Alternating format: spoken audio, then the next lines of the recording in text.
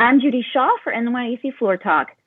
Joining me today is Fred Goff. He is the CEO of Jobcase. Fred, thanks so much for joining me. Thanks for having me, Judy. Fred, how would you describe Jobcase? Jobcase is the only social media platform dedicated to empowering workers in this country. We have 25 million monthly active uniques, and it's a place where people really manage their work life and the whole future of work. And it's built around a community. So it's the tools and a community to help you find a job, get ahead in the job you have, or navigate anxiety you're having and the lack thereof, which seems to be a lot of what's happening today. What types of companies and workers are you hearing from the most? In terms of what types of workers, it's across the whole spectrum, Judy. We have 110 million registered members. 15% have college degrees of 4 degrees or more, but most of our members do not. It's the hourly workers, the frontline workers, a lot of the displacement that you've seen in the 22 million that's hit the headlines of unemployment rolls in the last month or so that are very active trying to navigate this kind of very anxious landscape. In terms of employers, we have very deep relationships with a lot of employers that are actively hiring right now, actually, whether it's Amazon or FedEx or UPS, a lot of the delivery companies, a lot of logistics and warehousing companies. They have been extremely active, as you probably are aware, in the last month and a half to get enough folks into their shops, kind of like a peak holiday season, if you will, to satisfy this increased demand. But certainly, the tremendous amount of our other employers, whether they're gigs like Uber or Lyft, or whether they're restaurants and hospitality and et cetera along that nature, are very quiet these days indeed. Now, you mentioned the hourly workers.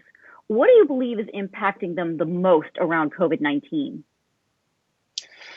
I think the first answer that comes to mind, Judy, is the uncertainty. There's uncertainty at how long this is. There's uncertainty about the process around the bailout package or unemployment, the uncertainty of whether you're going to get your own job back or whether you should be looking for another one.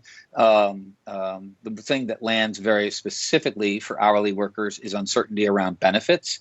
I'm very pleased that in this moment, a lot of employers seem to have stepped up and actually performed with a great empathy towards their workers in this quarter. We hope that lasts after COVID, quite frankly. But we've seen people like Lowe's extend sick leave to hourly workers. That's a great move. We've seen Home Goods underneath the Target umbrella extend pay based on average hours worked in the last quarter, not just last week or two. That's really positive.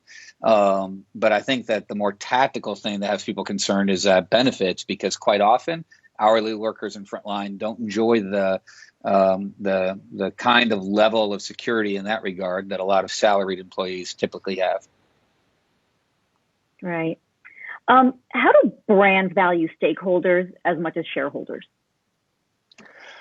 That's a great question, and I think it's a great opportunity. In September or so of last year, you had 181 CEOs talk about underneath the Business Roundtable, and Jamie Dimon heading it, that it's about stakeholders, not shareholders. I think a lot of folks were worried that those were words, not actions. And in fact, I think that now there's the opportunity of actually walking the walk, because we haven't seen it in the past.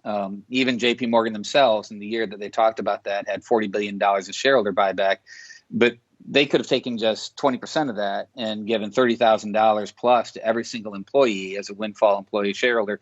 That would have been, or a windfall bonus, that would have been an example of stakeholder, not just shareholder. In fact, Delta did that. They put a $1.6 billion windfall bonus to their employees on Valentine's Day of this year. And that, I think, is a great example of stakeholder, not shareholder. But there's more of that we see, too. And we talked about the example of Target or Lowe's.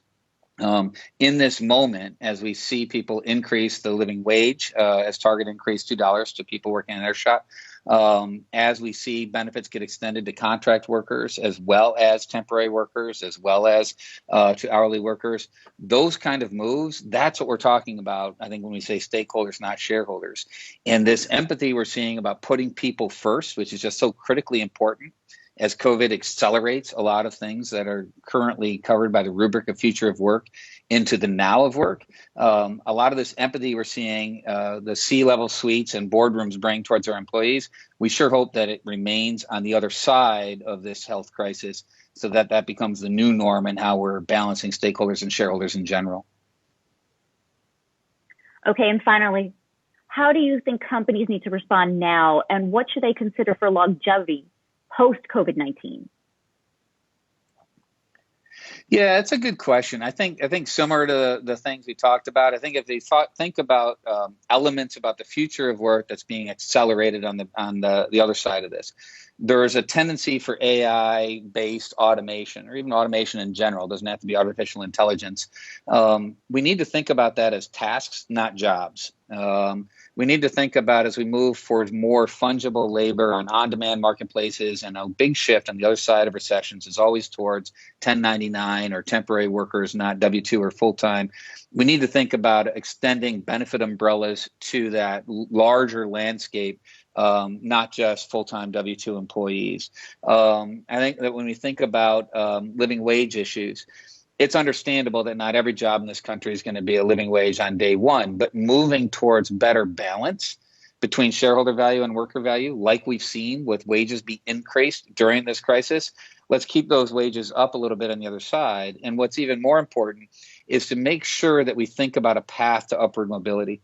We were talking with a very senior person in the HR department of Unilever just the other day, and they had this great statement. It was really heartwarming. He said, how can we call our frontline workers heroes today and not treat them like heroes 2 months from now? And he was talking about how we upskill, and how when someone leaves that we have the ethics to understand that we need to get their skills good, whether they work for the same company or a different company. Those are all good tells. So I think automation that's about tasks, not jobs. I think pathways to living wage and a little bit more balance about the money that we pay frontline workers and the benefits that we extend to a broader landscape.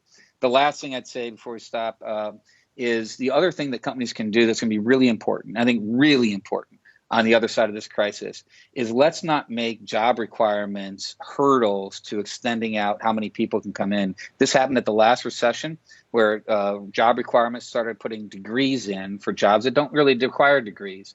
And that became a hurdle that then limited a lot of access to a lot of groups of folks around this country that could do a great job for your companies.